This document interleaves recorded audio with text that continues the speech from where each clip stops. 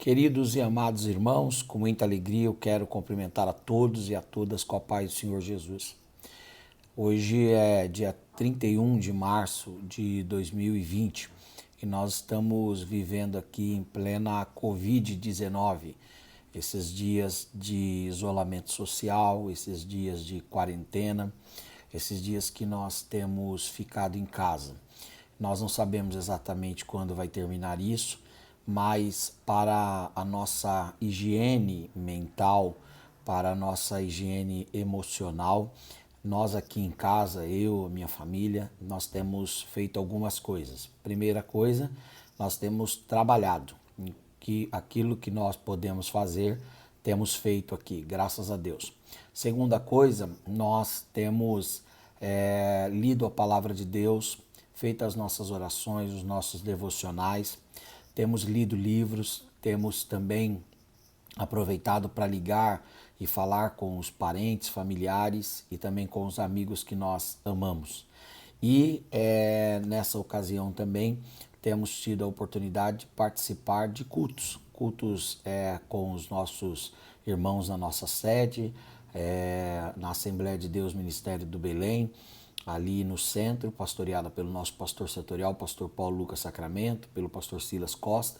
Temos participado dos cultos online e dos cultos que estão acontecendo online. Também temos tido a oportunidade de nos ocupar, gravando as aulas para o seminário, gravando agora alguns vídeos aqui para o canal, mas com a intenção de que esses vídeos sejam de algum modo refrigério para os irmãos. E eu quero compartilhar com vocês uma reflexão rapidamente com base na segunda carta do apóstolo São Paulo, no capítulo de número 5, versículo 14, apenas a primeira parte do versículo, quando Paulo diz assim: porque o amor de Cristo nos constrange. O Júlio de Chuantes, no seu livro Colunas do Caráter, ele traz uma história, e essa história tem muito a ver com a nossa relação com Deus por meio de Jesus Cristo, nosso Senhor. Diz que na Inglaterra um rapaz estava noivo e estava fazendo tudo ou todo o preparativo para o casamento. E ele amava muito a sua noiva também o amava, e eles já tinham construído uma casa, já tinham feito um enxoval para o casamento, já tinham marcado a festa, já tinham entregue os convites, já tinham preparado a igreja, tudo estava pronto para o casamento. Esse rapaz, ele era soldado da guarda inglesa e tinha que ter uma conduta impecável e uma conduta incorrigível em todas as áreas. Um dia, infelizmente, ele dormiu no posto de trabalho e quando o seu superior chegou, o pegou dormindo.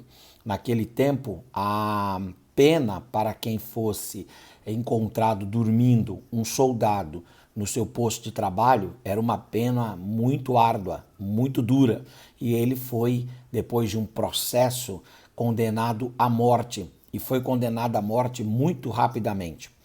Como o horário da morte tinha que ser definido, definiram o horário da morte dele como sendo por volta das 6 horas da tarde. Mas o que determinaria que seria aquela hora da sua morte seria o toque do sino, o badalar do sino da igreja principal.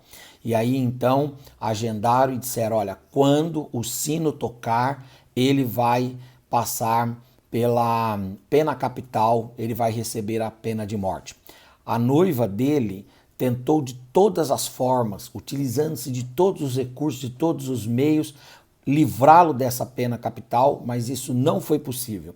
Até que ele finalmente chegou o dia da sua execução e na igreja foi puxada a corda para badalar o sino, a sineta, mas quando foram fazer isso, a moça que amava o rapaz de forma tão profunda, tão séria e queria de fato e de verdade casar-se com ele, ela foi até o lugar onde estava o sino e ela se agarrou até onde estava o sino, aquele instrumento que batia, que é chamado de ponteiro do sino, que bate nas laterais do sino, fazendo ecoar o som. Então ela agarrou-se naquilo, era um sino grande, capaz de uma pessoa se abraçar, e ela então abraçou, e embaixo o senhor que tocava o sino puxava a corda com muita força, e aquele ponteiro batia de um lado, batia do outro, mas não emitia som. Por quê? Porque a moça, por muito amar o rapaz, por muito desejar casar com ele, porque queria demonstrar e provar o seu amor por ele, ela colocou-se agarrada àquele ponteiro do sino, até que o sino fosse por várias vezes movimentado, mas não emitisse som algum. Daí, depois de algumas tentativas, aquele que estava tentando trazer o som do sino, ele desistiu, porque já muito velho, imaginou que o sino tivesse sido tocado, e ele então saiu e foi para sua casa. A moça ensanguentada, a moça ferida, totalmente machucada, porque aquele sino fazia com que ela se movimentasse, e cada vez que aquele ponteiro batia nas latas, na lateral do sino, aquilo machucava a moça, de modo que ela ficou machucada, ferida, ensanguentada, com o rosto cortado, com o corpo cortado. E depois que aconteceu isso, ela desceu, e então ela foi até a Praça Central, e lá na Praça Central ela encontrou o seu noivo ajoelhado, o algoz, que era aquele que iria aplicar a pena capital, preparado para a morte, mas não puder executar, porque naquele dia o sino não tocou. Ela então chegou no governador e disse ao governador o que tinha acontecido. Quando ele viu o esforço daquela moça e o sacrifício que ela fez em nome do amor, o governador deu um salvo-conduto ao rapaz, vendo que essa pena era uma pena muito gravosa para alguém que foi encontrado dormindo, que errou sim, mas uma pena muito árdua. Olhando para o sofrimento da moça, então esse governador simplesmente absolveu o rapaz e honrou o sacrifício da moça. Essa moça nunca mais vai precisar demonstrar que ama esse rapaz.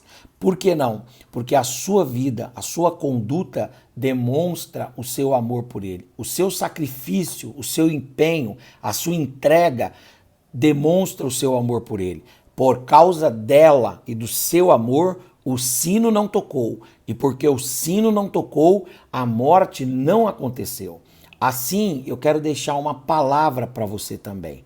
Deus nos amou grandiosa, estupenda e maravilhosamente.